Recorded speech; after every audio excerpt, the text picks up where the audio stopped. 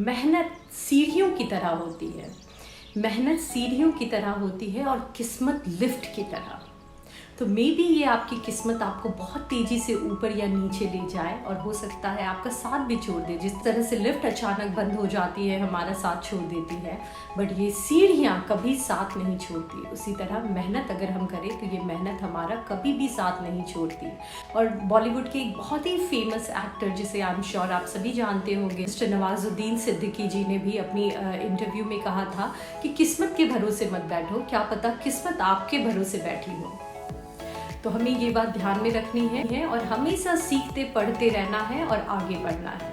Hello everyone, मैं हूं सुप्रिया पुद्दार, आपकी पर्सनालिटी कोच, और आज के इस वीडियो में हम बात करने वाले हैं सॉफ्ट स्किल्स के बारे में।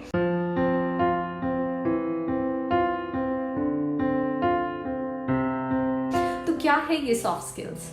तो अगर सिंपल टर्म में मैं समझाऊं तो स्किल सेट दो तरह के होते हैं, एक हार्ड स्किल और दूसरा सॉफ्ट स्किल।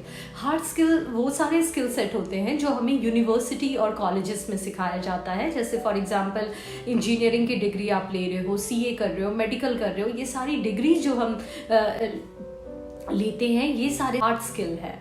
और वहीं सॉफ्ट स्किल्स वो सारे लाइफ स्किल्स होते हैं जो हमें यूनिवर्सिटी कॉलेजेस में नहीं सिखाया जाता, बट ये बहुत हेल्प करता है लोगों के साथ मिलकर काम करने में और आगे बढ़ने। तो जब मैं मैनेजमेंट कर रही थी तो मैं और मेरी जो फ्रेंड थे वो हमेशा ये सोच के बहुत ज़्यादा सरप्राइज होते थे कि कुछ लोगों के इतने अच्छे मार्क्स होके भी वो प्लेस अच्छी कंपनी में क्यों नहीं होते, है ना। और वहीं कुछ एवरेज लोग थे, एवरेज स्टूडेंट जो थे वो बहुत अच्छी जगह प्लेस हो जाते थे। उस समय तो हमें रीज़न समझ में नहीं आया, जैसे हमने पढ़ा और सीखा अब हमें पता चला कि ये सारे सॉफ्ट स्किल्स की वजह से एक एवरेज स्टूडेंट भी बहुत अच्छा कर सकता है लाइफ में, और स्टूडेंट की बात छोड़े एक एवरेज इंसान भी बहुत अच्छा कर सकता है लाइफ में। तो हमें ये सारे स्किल सेट अपने आप में डेवलप करने ही हैं। तो आज के इस वीडियो में मैं कुछ पॉइंट्स ऐसे बोलूँगी जिसे अगर जिस पे हम काम करें तो अपने सॉफ्ट स्किल्स को बहुत ज़्यादा डेवलप कर सकते हैं। और जहाँ भी काम करें, बिजनेस करें, जॉब करें या फैमिली में भी, और ये सारे स्किल सेट हो तो इसको लेके हम बहुत अच्छी तरह से सारी चीज़ें मैनेज कर सकते हैं और एक सक्सेसफुल लाइफ लीड कर सकते हैं। तो चलती हूँ वीडियो पे। तो गाइस, सॉफ्ट स्किल में जो सबसे पहला स्किल सेट है वो है कम्युनिकेशन स्किल।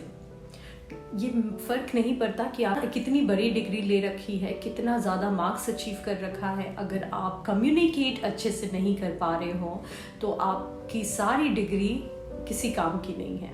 कम्युनिकेशन के दो पार्ट्स होते हैं, एक वर्बल और दूसरा नॉन वर्बल। जो हम बोलते हैं उसे वर्बल कम्युनिकेशन कहते हैं, और वही नॉन वर्बल कम्युनिकेशन होता है हमारा body language, eye contact, tone of voice, ये सारी चीज़ें होती है।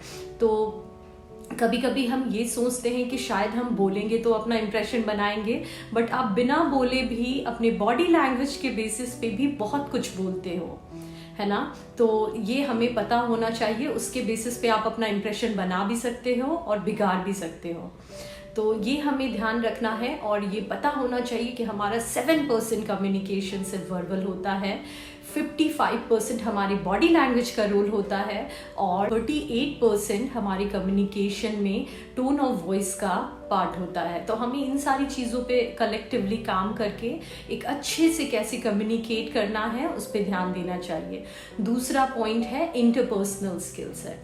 तो ये इंटरपर्सनल स्किल सेट्स को हम पीपल स्किल भी कहते हैं, और इसमें बहुत सारे आपके मैनर्स एंड बिहेवियर्स आ सकता है, आपका पॉजिटिव एटीट्यूड आ सकता है, आपका लिसनिंग स्किल सेट आ सकती है, आपका ह्यूमर आ सकता है, ये सारी चीज़ें आती हैं। तो इस पर मैं सोच भी रही हूँ कि एक वीडियो बनाऊँ, और अगर आप इससे अग्री करते हो तो प्लीज़ मुझे कमेंट सेक्शन में बताइए गाइस, क्योंकि ये सारी चीज़ें मैं आप सभी के लिए करती हूँ और मैं इस टॉपिक पे वीडियो बनाऊँगी आपके लिए डिटेल में।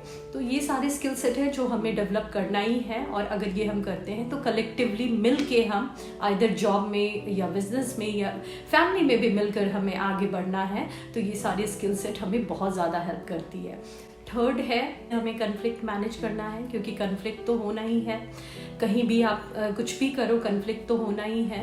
तो उसका एक बहुत ही अच्छा तरीका है जिसमें हमें याद रखना है कि हमें किसी तरह का है ना सीन क्रिएट नहीं करना, ड्रामा नहीं करना। और दूसरा, लाइफ में विन लूज वाली फिलॉसफी को छोड़ के जब हम विन विन वाली फिलॉसफी को अपनाते हैं तो बहुत हद तक हम ये कन्फ्लिक्ट को सॉल्व कर पाते हैं।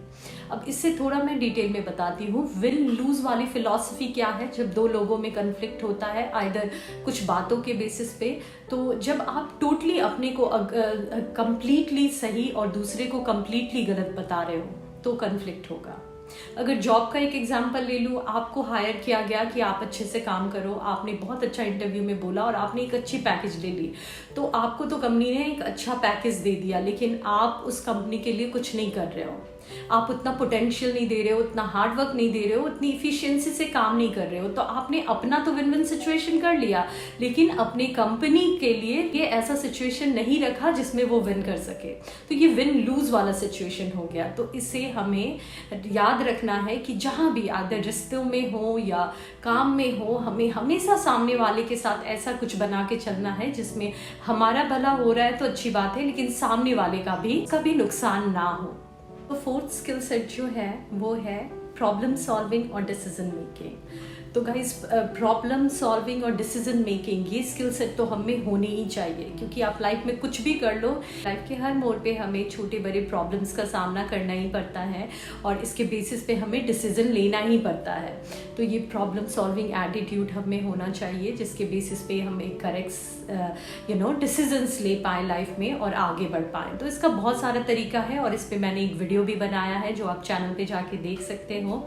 और इसके अलावा एक उन सारे पॉइंट्स के अलावा जो मुझे लगता है एक और भी पॉइंट है जो बहुत मायने रखता है एक करेक्ट डिसीजन मेकिंग के लिए, वो है आपको इमोशनली इंटेलिजेंस को अचीव करना है। मतलब आपको इमोशनली इंटेलिजेंट होना है। अब आप कैसे इमोशनली इंटेलिजेंट होगे? इसके लिए आपको कोई भी डिसीजंस इमोशन के बेसिस पे नहीं करना है। तो बहुत खुश हो, बहुत दुखी हो या किसी और से रिलेटेड है तो उसके इमोशन के बेसिस पे कोई डिसीजंस नहीं लेना।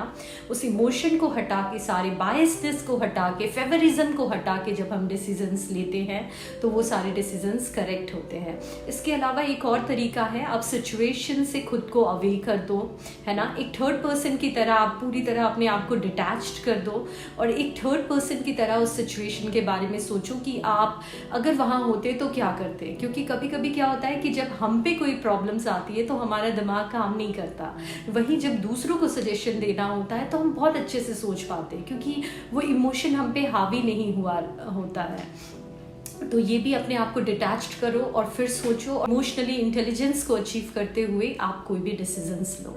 तो ये तरीका है। क्या आपको पसंद है ये, इस पे फोकस करके कोई डिसीजन नहीं लेना।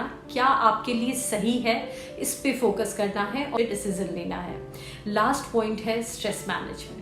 तो इसमें तो हमें मास्टर होना ही होना है कि हमें ये एक्सेप्ट करना है गाइस, ये फैक्ट एक्सेप्ट करना है। पता तो हम सभी को है लेकिन कंप्लीटली इसे एक्सेप्ट करना है और कहते हैं ना घोल के पी जाना है कि लाइफ में हमें लो भी देखना होगा, हाई भी देखना होगा और कभी कभी लाइफ स्मूथ भी चलेगी। तो बहुत खुशियां भी मिल सकती है, दुख भी मिल सकता है, स्मूथ भी लाइफ चल सकती है। हमें सबको एक्सेप्ट करना है। जब कुछ बहुत अच्छा कर लिए तो इतना खुश नहीं होना कि पता नहीं क्या तीर मार लिए, या कुछ खराब हो रहा है तो ये नहीं सोचना कि जिंदगी पूरी तरह से बर्बाद हो गई, कुछ नहीं कर पाए, लूजर बन गए, ऐसा नहीं सोचना। कि आप सभी इस बात से एग्री करोगे, ECG में भी अगर लाइन स्ट्रेट होती है तो उसका मतलब होता है कि इंसान डेड हो गया है। और ये जब लाइन अप डाउन करती है, जैसे लाइफ में कभी खुशियां, कभी गम, कभी प्रॉब्लम्स, कभी अच्छे सिचुएशंस आते हैं, that means we are alive. इस पे हमें कंप्लीटली बिलीव करना है और साथ ही साथ इस पे भी बिलीव करना है कि सक्सेस के साथ एक खास बात होती है। सक्सेस के साथ एक खास बात होती है कि ये मेहनत करने वालों पे फिदा हो जाती है। तो हमें मेहनत करना है और आगे बढ़ना है। Thank you so much guys. अगर आपको ये वीडियो अच्छा लगा हो तो प्लीज़ मेरे चैनल को लाइक सब्सक्राइब कर लीजिए, इस वीडियो को शेयर कीजिए और कमेंट में बताइए कि आपको इसमें से कौन सा पॉइंट अच्छा लगा, कौन सा स्किल सेट आप डेवलप करना चाहते हो।